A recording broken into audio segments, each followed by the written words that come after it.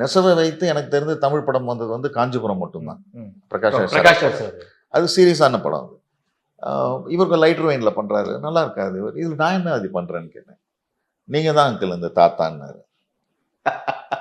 அப்போ அவர் சொன்னார், முதல் தடவை ப்ரொடக்ஷனுக்கு வராரு சத்யஜோதி மூவிஸ், இவர் ப்ரொடக்ஷன் இவரும் சேர்றாரு.